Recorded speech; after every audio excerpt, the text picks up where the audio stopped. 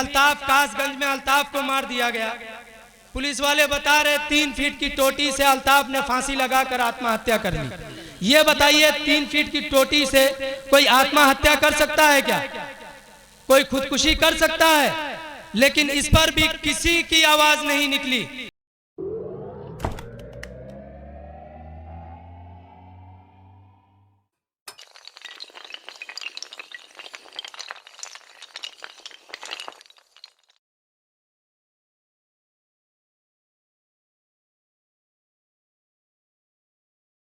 हजार 2022 के चुनाव के लिए जिस तरह से अब तक के तैयारी चल रही थी, जिस तरह से अब तक के काम चल रहा था हमारी विधानसभा में, उम्मीद करते हैं कि इंशाअल्लाह आज इस अजीम जनसभा के बाद जो वावेला उठेगा यहाँ से, जो हलचल मचेगी यहाँ से, जो खलबली होगी यहाँ से, वो इंशाअल्लाह 2022 के चुनाव तक चलती रहेगी, ताकि 2022 के चुनाव में जब वोट पड़ने का वक्त आए उस वक्त कोई ये न कह सके कि हमारे कानों तक ये बात ही नहीं आई कि हाजी कुमेल अशरफ साहब को वोट किया जाए, जनाब बैरिस्टर असदुद्दीन अवैसी साहब के हाथों को मजबूत किया जाए। हम तमाम लोगों की ये जिम्मेदारी बनती है कि तमाम हजरात जो ऑल इंडिया मजलिस इत्तेहादुल मुस्लिमीन से मोहब्बत रखते हैं, जो मेंबर हैं, जो सदस्य हैं, जो कार्यकर्ता हैं, वो उन तमाम लोगों तक ऑल इंडिया मजलिस इत्तेहादुल मुस्लिमीन का पैगाम पहुंचाए जो ऑल इंडिया मजलिस इत्तेहादुल मुस्लिमीन की तमाम नीतियों से अभी तक नाआशना है। मैं इस वक्त बड़ी मोहब्बतों के साथ गुजारिश कर रहा हूं जनाब आबिद हुसैन साहब से, जो पूर्व जिला प्रत्याशी भी रह चुके हैं, मैं उनसे गुजारिश करता हूं कि वो माइक पर आए और अपने तमाम मशवरात से आप तमाम हजरात को मुस्तफीज करें। माइक पर मोहतरम आबिद हुसैन साहब, पूर्व जिला पंचायत प्रत्याशी। अस्सलामु अलैकुम रहमतुल्लाहि व बरकातुहू। अऊज़ु बिल्लाहि मिनश शैतानिर रजीम। बिस्मिल्लाहिर रहमानिर रहीम। रब्बिश्रह ली सदरी वयस्सिर ली अमरी वहलुल उक़दतम मिन लिसानी यफ़क़हू क़ौली। हस्बुनल्लाहु व निअमल वकील, निअमल मौला व निअमन नसीर। मेरे अजीज साथियों और हमारे बड़ों बुजुर्गों, मैं AIMIM का एक अदना सा कार्यकर्ता हूँ और मुझे कारी साहब ने दावत दी है बोलने के लिए। तो मेरे साथियों, मैं आपसे यही कहना चाहता हूँ कि जो मैंने अभी कुरान मजीद की एक आयत पढ़ी है, हस्बुनल्लाहु व निअमल वकील, हम अल्लाह से, सिर्फ अल्लाह से मांगने वाले लोग हैं, सिर्फ अल्लाह से ही मदद मांगते हैं, वही हमारे लिए काफ़ी है। मेरे भाइयों, हम 70 साल से कभी कांग्रेस को हमने जिताया, कभी बीजेपी को जितवाया, कभी कांग्रेस को जिताया, कभी समाजवादी को, कभी बहुजन समाज को, लेकिन आज तक कोई भी मुसलमान बीजेपी को जिताने का काम नहीं किया है, बल्कि हराने का ही काम किया है। बस यही सोचा कि हम बीजेपी को कैसे हराएं। 1984 में जब 2 सीट पर बीजेपी कामयाब हुई थी, तब से लेकर आज तक मुसलमान सिर्फ बीजेपी को हराने का ठेका ले रखा है। मेरे अजीज साथियों, मैं आप लोगों से ये गुजारिश करना चाहता हूं कि आप लोग बीजेपी को हराने का ठेका छोड़ दें। बीजेपी को हराने का ठेका छोड़कर अपने आप को जीतने के लिए, अपने आप को हिस्सेदारी के लिए, सियासत में हिस्सेदारी लेने के लिए आप आगे बढ़ें और अपने आप को पहचानो और मजलिस इत्तेहादुल मुस्लिमीन को कामयाब करने के लिए एक प्लेटफॉर्म पर आ जाइए। जब दुश्मनों का ज़र्ब लगता है मेरे दोस्तों, तो वो ये नहीं देखते कि आप शिया हो, सुन्नी हो या बरेलवी हो, देवबंदी हो। मेरे दोस्तों, वो लोग सिर्फ ये देखते हैं कि आप सिर्फ एक कलमा तय्यबा ला इलाहा इल्लल्लाह मुहम्मदुर रसूलुल्लाह पढ़ने वाले हैं। मेरे दोस्तों, जब भी अभी त्रिपुरा में बहुत बड़ा हादसा हुआ है, मुसलमानों को काटा गया, मस्जिदों को शहीद किए गए, कुरान मजीद को जलाया गया। मेरे अजीज दोस्तों, इतना बड़ा बवाल हुआ हमारे लिए अभी तक कांग्रेस से किसी ने हमारे मुसलमानों के लिए कुछ कहा। हमारे हक में ना कांग्रेस बोली, ना समाजवादी बोली, और ना ही बीएसपी की बहन जी बोली। जब भी कोई मुसीबत आती है या कोई भी परेशानी होती है तो हमारे और आपके सबसे लाडले और सबसे चहीते जनाब आली जनाब बैरिस्टर असदुद्दीन ओवैसी साहब हमारे लिए आगे निकल कर आते हैं, वो हमारे लिए आवाज बुलंद करते हैं। तो क्यों ना हम लोग ओवैसी साहब को अपना लीडर माने, अपना डंडा और झंडा ओवैसी साहब के साथ हम लोगों ने बहुत लोगों का झंडा और डंडा उठाया। अब इंशाल्लाह अपने डंडे और झंडे के तले अपने परचम को बुलंद करेंगे और कलमा तैयबा की बुनियाद पर एक होकर मजलिस इत्तेहादुल मुस्लिमीन को कामयाब करेंगे। मेरे दोस्तों, अभी मुजफ्फरनगर, हाल ही में जो मुजफ्फरनगर का दंगा हुआ, अपने उत्तर प्रदेश में है मुजफ्फरनगर, वहां पर आज भी बहन बेटियां माएँ लापता हैं। पता नहीं उनके साथ क्या हो रहा है, कहां गायब कर दिया गया है उनको। मेरे दोस्तों, जब मुजफ्फरनगर जल रहा था उसी समय वो अखिलेश की सरकार में ये मुजफ्फरनगर जला और उस समय सफाई में बैठे ये अखिलेश यादव, उनके चचा और मुलायम सिंह यादव, ये सब लोग वहां बैठे सफाई में डांस देख रहे थे मेरे भाइयों। लेकिन हमारे और आपके लिए कोई भी खड़ा नहीं हुआ, कोई भी हमारे और आपके लिए मुजफ्फरनगर के दंगे के लिए कोई खड़ा नहीं हुआ कि आप दंगा रोक दो। उनकी सरकार थी मेरे दोस्तों। उस समय 49 एमएलए मुसलमान थे। अगर चाहते एक भी एमएलए ये कहते कि आप मुजफ्फरनगर का दंगा रोकिए वरना हम इस्तीफा दे देंगे, तो आप यकीन मानिए दंगा कब का रुक गया होता। मेरे दोस्तों, हमें ओवैसी साहब को बी टीम कहा जाता है, ये कौन कह रहा है? बीजेपी वाले दोस्तों नहीं कह रहे हैं, ये समाजवादी के जुम्मन लोग कह रहे हैं। ये याद रखिए, जिस तरह बीजेपी में अंधभक्त हैं, जिसको अंधभक्त हम कहते हैं, इसी तरह हमारे समाज में भी कुछ लोग जुम्मन मुसलमान हैं। मेरे भाइयों, इन जुम्मनों से सावधान रहिएगा और अपने वोट को पहचानिए। ये चाहे जितना कहें कि ओवैसी बी टीम है, सी टीम है, मेरे दोस्तों ओवैसी साहब का कोई भी रमजान महीना ऐसा नहीं जाता जो रोज़े रसूल पर वो न जाते हों। हर रमजान उनका मक्का और मदीना की गलियों में गुजरता है। कुछ उलमाओं ने और हमारे बैरिस्टर असदुद्दीन ओवैसी साहब मुस्लिम पर्सनल लॉ बोर्ड के बहुत अहम रुकन है, बहुत अहम रुकन है मेरे दोस्तों।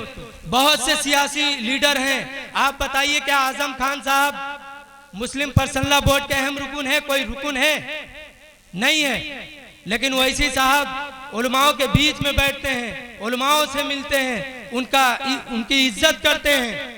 उलमाओं ने कहा कि ओवैसी साहब हम लोग सुन रहे हैं, लोग कह रहे हैं कि आप बीजेपी के लिए काम कर रहे हैं।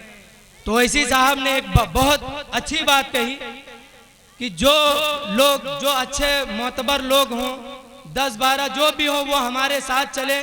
मैं उम्रे की टिकट देता हूं, वो हमारे साथ चले और मैं रोज़े रसूल की जाली पकड़कर मैं अपने हक में बददुआ करूंगा और वो मेरे लिए आमीन कहेंगे। इससे बड़ा सबूत मेरे दोस्तों क्या चाहिए?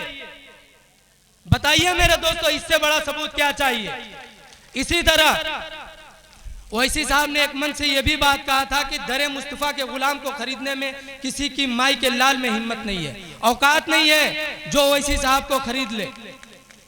दरे मुस्तफा का कुत्ता कहा अपने आप को, इतना बड़ा आशिक रसूल आपको कहां मिलेगा मेरे दोस्तों? अब भी अपने आंखों से पट्टी को खोल दो और एक हो जाइए, एक हो जाइए मेरे दोस्तों। ओवैसी साहब माशाअल्लाह 5 वक्ता नमाजी हैं। हम लोगों के तो नमाज, हम लोग इतने गुनहगार हैं, हमारी नमाजें कज़ा हो जाती है, हम नमाज नहीं पढ़ पाते। लेकिन वो सफर में भी होते हैं तो अपने नमाज को कज़ा नहीं करते, अपनी नमाज को कज़ा नहीं करते, तहज्जुद की नमाज को कज़ा नहीं करते। मेरे दोस्तों, हम लोगों को ऐसा लीडर मिला है, फिर अगर हमने नहीं पहचाना तो याद रखिए फिर गुमनामी की जिंदगी में बसर करने लग जाएंगे और इससे भी खतरनाक हालात हमारे ऊपर आएंगे। तो मेरे अजीज साथियों, मैं आपसे यही कहना चाह रहा हूं कि हमें ओवैसी साहब को हमारे हर मसले पे, तबरेज का मसला हो, अभी अल्ताफ कासगंज में अल्ताफ को मार दिया गया, पुलिस वाले बता रहे 3 फीट की टोटी से अल्ताफ ने फांसी लगाकर आत्महत्या कर ली। ये बताइए 3 फीट की टोटी से कोई आत्महत्या कर सकता है क्या? कोई खुदकुशी कर सकता है? लेकिन इस पर भी किसी की आवाज नहीं निकली, सिवाय ओवैसी साहब के किसी ने भी आवाज नहीं उठाई। रामनगर विधानसभा से विकास श्रीवास्तव साहब चुनाव लड़ रहे हैं। वहां रामपुर कटरा में ओवैसी साहब जब आए थे 10-12 मुद्दे उसमें लिखा दिया गया था ओवैसी साहब को, जिसमें मदरसे के वेतन को लेकर 5 साल से मदरसे में मौलाना जो पढ़ाने वाले असातिज़ा इकराम हैं उनको पेमेंट नहीं मिला है उनका, इसके लिए भी वो लिख कर दिया गया था। ओवैसी साहब ने आज से 10 दिन पहले संसद के अंदर ये आवाज उठाए और मुख्तार अब्बास नकवी की बोलती बंद हो गई और उन्होंने मजबूरन साइन किया और इंशाल्लाह आप सबको जिसके भी पेमेंट रुके इंशाल्लाह आएंगे। तो अभी वो जीते भी नहीं थे, लेकिन उन्होंने अपना मुद्दा दिया, ओवैसी साहब ने संसद के अंदर उठाया और ये मसला भी हल हो गया। तो मेरे दोस्तों, हमारे जितने भी विधायक होंगे जीतेंगे तो इंशाल्लाह हम लोगों के बीच में होंगे, हमारे और आपके काम जो भी होंगे इंशाल्लाह वो पूरे होंगे। आप बिहार में देख लीजिए सिर्फ 5 विधायक जीते, लेकिन डेली कोई ना कोई काम लेकर नीतीश कुमार के सामने खड़े हो जाते हैं, कोई ना कोई काम लेकर। नीतीश के नाक में दम करके रखा हुआ है। तो इसी तरह हमारे भी जो भी विधायक जीतेंगे इंशाल्लाह हमारे और आपके लिए काम करेंगे, हमारे और आपके बीच में होंगे और हर काम इंशाल्लाह होगा। मेरे साथियों, मैं आपसे मुअद्दबाना गुजारिश करता हूं कि अब भी अपनी आंखों को खोलिए और मजलिस इत्तेहादुल मुस्लिमीन को पहचानिए और एक मंच पर आ जाइए। जो भी हमारे मसलकी मख्तलिफ इख्तिलाफ हैं उसको घर पर रखिए। शिया सुन्नी बरेलवी जो भी हैं आप अपने मसलक पर अमल करिए। ये नहीं कहा जा रहा है कि आप अपने मसलक से हट जाइए, आप अपने मसलक पर होते हुए सियासी प्लेटफॉर्म पर एक हो जाइए। जब आप सियासी प्लेटफॉर्म पर एक हो जाएंगे तो इंशाल्लाह उत्तर प्रदेश में अपनी सरकार होगी, अपना मुख्यमंत्री भी होगा और इंशाल्लाह अपना प्रधानमंत्री भी होगा। जब आप एक होंगे तभी सब कुछ मुमकिन होगा।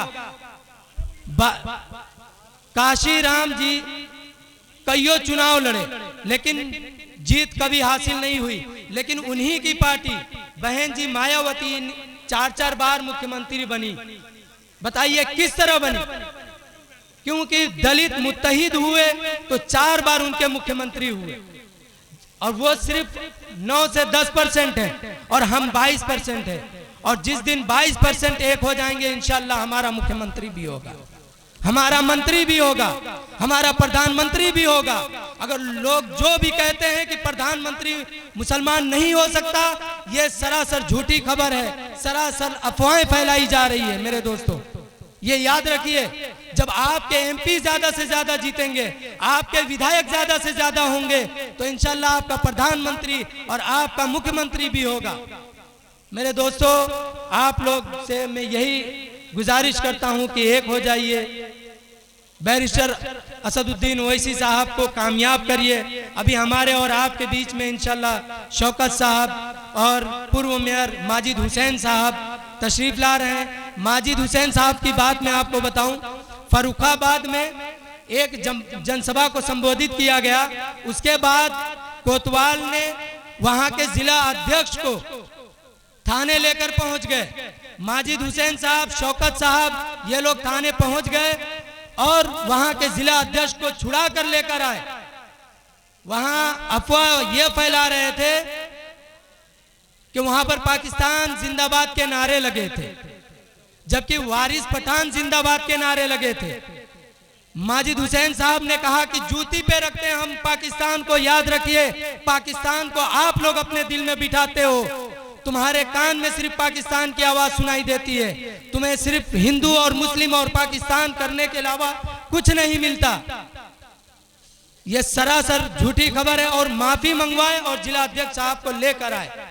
तो हम मेरे दोस्तों, मजलिस इत्तेहादुल मुस्लिमीन डरने और घबराने वालों की जमात का नाम मजलिस इत्तेहादुल मुस्लिमीन नहीं है, ये शेरों की जमात है। और ओवैसी साहब सबको शेर बनाने आए हैं, ओवैसी साहब सबको नेता बनाने आ रहे हैं। तो मेरे दोस्तों, ओवैसी साहब को कामयाब करिए। हाजी इंजीनियर कुमेल अशरफ साहब यहाँ से प्रत्याशी हैं, आवेदक प्रत्याशी हैं। इंशाल्लाह हम लोग सभी लोग इनका साथ देंगे और फुल बहुमत से इंशाल्लाह इनको जिता कर भेजेंगे। वाखिरुद्दावाना अल्हम्दुलिल्लाहि रब्बिल आलमीन।